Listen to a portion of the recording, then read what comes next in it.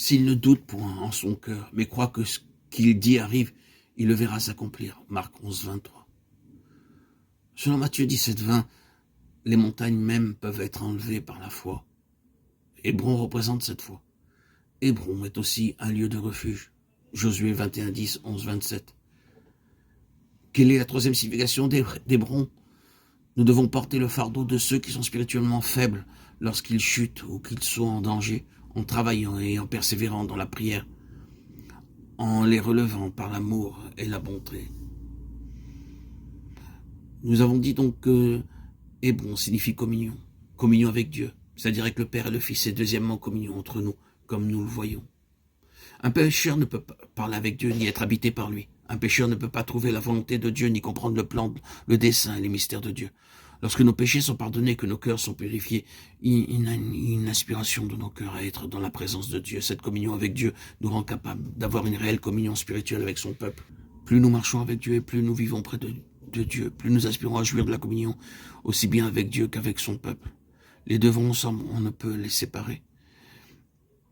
Donc, en troisième signification d'Hébron, nous devons porter le fardeau de ceux qui sont spirituellement faibles lorsqu'ils chutent ou qu'ils sont en danger, en travaillant et persévérant dans la prière, en les relevant par l'amour et la bonté. Hébron signifie donc communion, foi et enfin prière. Porter le fardeau de ceux qui sont spirituellement faibles. Quatrièmement, Hébron parle de la complète dépendance de Dieu. Beaucoup de croyants et de serviteurs de Dieu subissent de lourdes pertes parce qu'ils ne savent pas comment consulter Dieu. Lorsque David vint à Hébron dans 2 Samuel 2, 1, il avait été vide et humilié et brisé. Il consultait Dieu en toutes choses. Monterai-je, monterai-je ou monterai-je?